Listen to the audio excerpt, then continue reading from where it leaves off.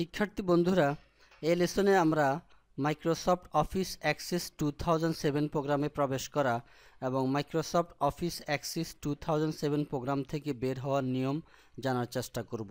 আমরা উইন্ডোজের ডেস্কটপ স্ক্রিনে থাকা অবস্থায় যদি মাইক্রোসফট অফিস অ্যাক্সেস 2007 প্রোগ্রামে প্রবেশ করতে চাই, তাহলে আমাদেরকে স্টার্ট বাটনে ক্লিক করে প্রোগ্রামসে হাইলাইট বার রাখতে হবে।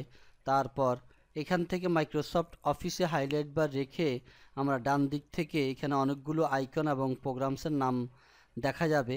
এখান থেকে আমরা মাইক্রোসফট অফিস অ্যাক্সেস 2007 প্রোগ্রামে হাইলাইট বার রেখে মাউসের বাম বাটন একবার ক্লিক করব।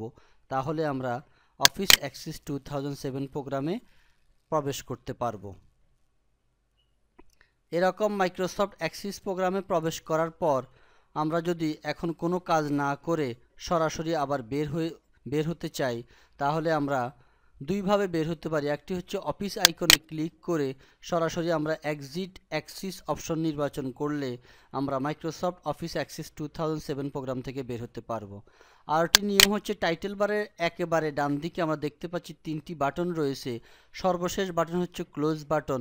এই বাটনে একবার ক্লিক করলে আমরা অ্যাক্সেস প্রোগ্রাম থেকে খুব সহজে এরকম বের হতে পারবো।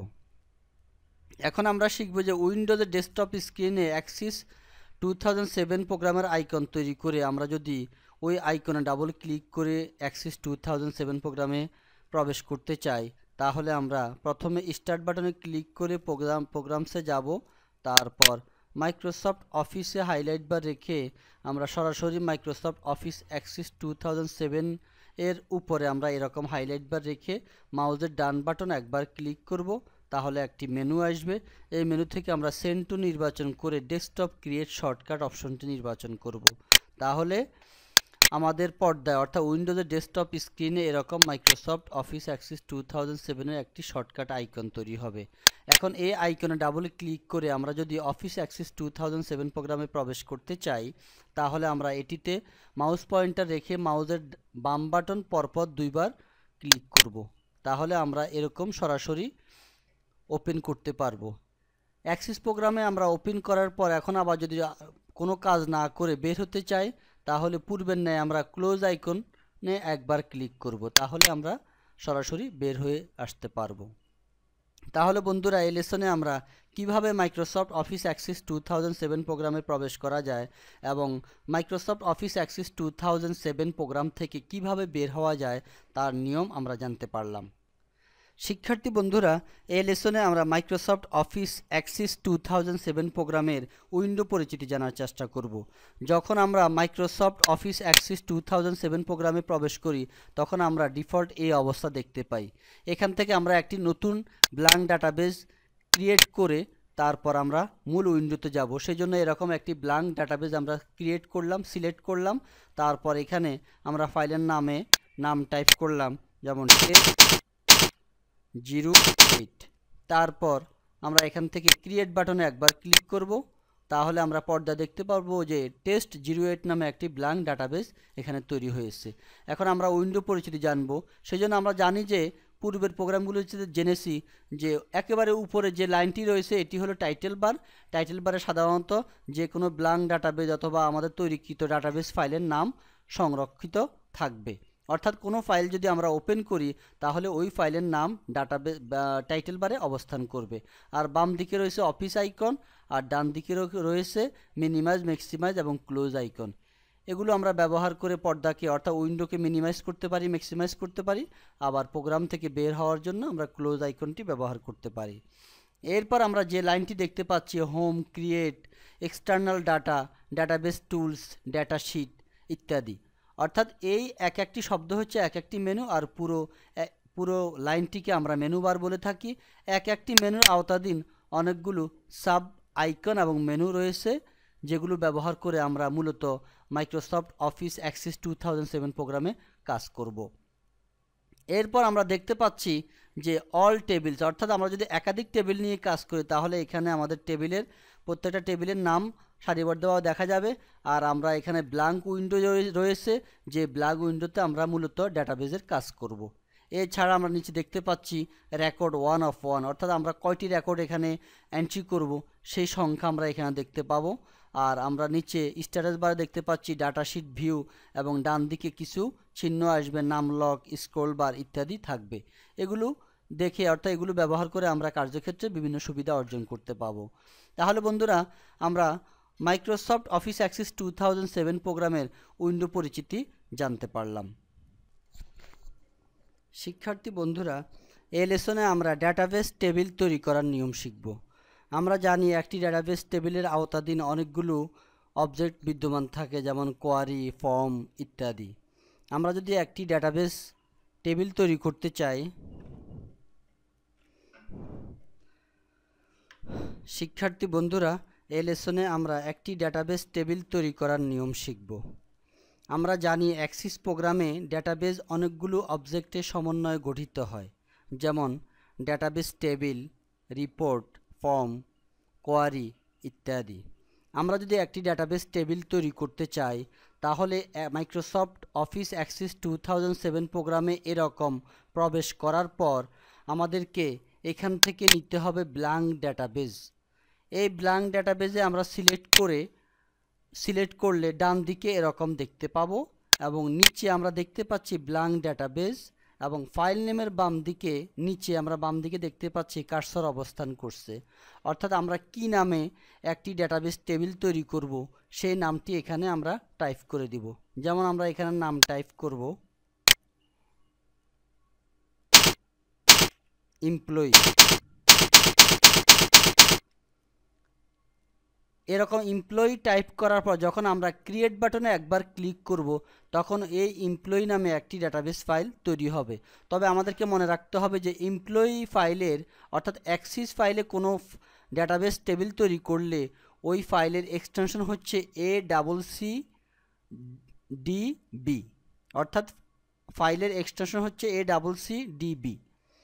আমরা এখন এমপ্লয়ি নামে একটি ফাইলের নাম টাইপ করলাম, আমরা একটি ডাটাবেস টেবিল তৈরি করতে চাই, সেজন্য আমরা এমপ্লয়ি টাইপ করলাম ফাইলের নাম, তারপর ক্রিয়েট বাটন আমরা একবার ক্লিক করব। তাহলে আমরা দেখতে পাচ্ছি টাইটেল বারের মাঝামাঝি স্থানে এমপ্লয়ি নামে আমাদের ফাইলের নামটি দেখা যাচ্ছে, এবং ডান দিকে ডাটাবেস অ্যাক্সেস 2000 দেখা যাচ্ছে। এমপ্লয়ি নামে একটি ডাটাবেস টেবিল তৈরি হলো। তাহলে বন্ধুরা কিভাবে মাইক্রোসফট অফিস অ্যাক্সেস 2007 প্রোগ্রামে একটি ডাটাবেস টেবিল তৈরি করা যায় তার নিয়ম আমরা জানতে পারলাম। শিক্ষার্থী বন্ধুরা, এই লেসনে আমরা একটি টেবিল তৈরি করে কিভাবে ডাটা এন্ট্রি করা যায় তার নিয়ম জানার চেষ্টা করব। আমরা পূর্বের লেসনে একটি ব্ল্যাঙ্ক ডাটাবেস ফাইল তৈরি করেছি যার নাম হচ্ছে এমপ্লয়ি।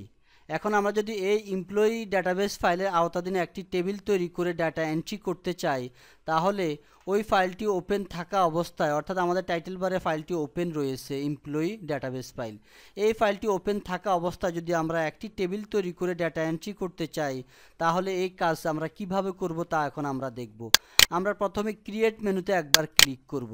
তাহলে ক্রিয়েট মেনুর আওতাধীন অনেকগুলো সাব মেনু আইকন সহকারে এরকম আমাদেরকে দেখাবে। এই সাব মেনু সমূহ থেকে আমরা এখান থেকে নির্বাচন করব টেবিল ডিজাইন। এই টেবিল ডিজাইন আইকনে একবার ক্লিক করলে আমরা দেখতে পাচ্ছি যে অনেকগুলো ফিল্ড এখানে রয়েছে, যেমন টেবিল 1-এর আওতাধীন field name, data type, description এরকম রয়েছে। অর্থাৎ আমরা এখানে ফিল্ড নেমের নিচে ফিল্ড নেম টাইপ করব, যেমন আমরা করলাম নেম। তারপর কিবোর্ড থেকে এন্টার কি একবার চাপ দিলে আমাদেরকে মেসেজ দিবে, আমরা ওকে বাটনে একবার ক্লিক করব। তাহলে ওকে বাটনে ক্লিক করার পর আমাদের কার্সর ডাটা টাইপের নিচে অবস্থান করছে, এবং এখানে অনেকগুলো ফিল্ড রয়েছে। অর্থাৎ আমরা নেমে ফিল্ডে কি টাইপ করব, অর্থাৎ আমরা নাম টাইপ করব। নাম সাধারণত টেক্সট আকারে হয়, সেই জন্য আমরা এখান থেকে টেক্সট নির্বাচন করব। আর ডিসক্রিপশন যদি আমরা কিছু দিতে চাই, সো এক্সাম্পল আমরা দিলাম যে নেম লিস্ট, এভাবে আমরা যে কোনো ডিসক্রিপশন দিতে পারি। তারপর আমরা এন্টার কি একবার চাপলে পুনরায় ফিল্ড নেমের নিচে কার্সর অবস্থান করবে। এখানে আমরা ফিল্ড নেম হিসেবে টাইপ করলাম অ্যাড্রেস। তারপর এন্টার কি চাপ দিলে কার্সর ডাটা টাইপের নিচে অবস্থান করবে। এখানে আমাদেরকে দেখাচ্ছে field size, format, input mask, caption. এখানে আমরা অনেক কিছু পরিবর্তন করে করতে পারি। যেমন আমরা ডিফল্ট দেখতে পাচ্ছি ফিল্ড সাইজ হচ্ছে 255 ক্যারেক্টার, আমরা ইচ্ছা করলে এখানে দিতে পারি সে এক্সাম্পল 50 ক্যারেক্টার, এরকম আমরা পরিবর্তন করতে পারি। যাই হোক, আমরা অ্যাড্রেসের ফিল্ডে সাধারণত অ্যাড্রেস ক্যারেক্টার দিয়ে লেখা হয়, সেই জন্য আমরা টেক্সট নির্বাচন করব, তারপর এন্টার কি চাপ দিব। ডিসক্রিপশনে আমরা কিছু দিতে চাই না, আমরা কোনো কিছু না দিয়ে শুধু এন্টার কি একবার চাপ দিলে আমরা 3য় নাম্বার ফিল্ডে চলে আসবো, অর্থাৎ ফিল্ড নেমের নিচে আবার কার্সর অবস্থান করবে। এখন আমরা ফিল্ড নেম হিসেবে টাইপ করলাম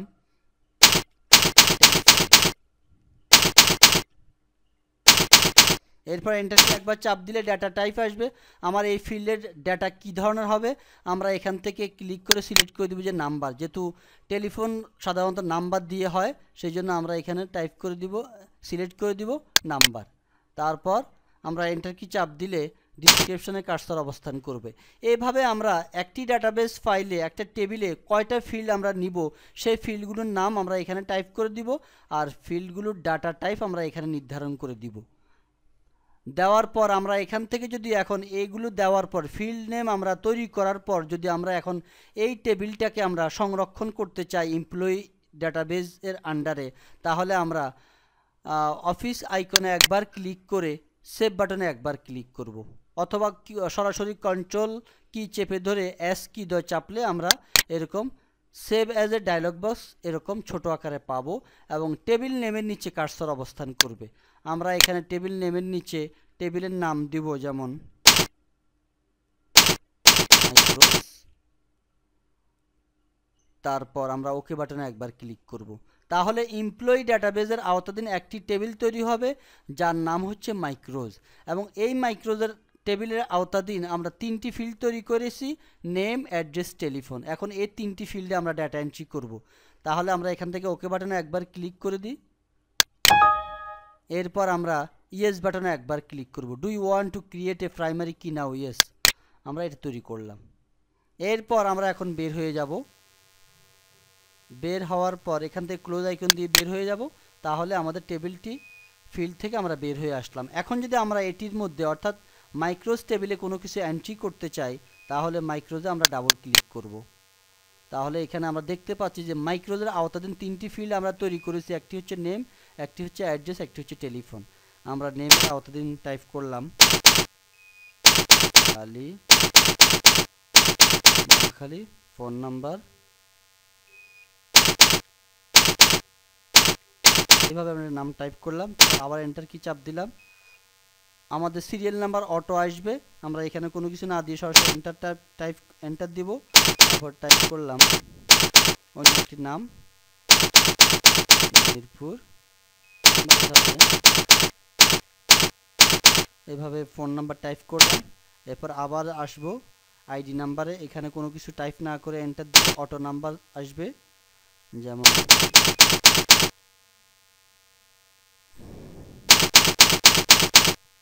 এভাবে আমরা ফিল্ডগুলোতে ডাটা এন্ট্রি করতে পারি।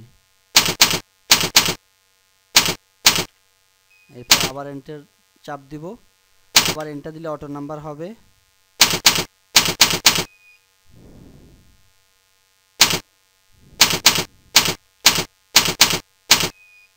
এভাবে আমরা আমাদের প্রয়োজনীয় ডাটা টাইপ করে দিব।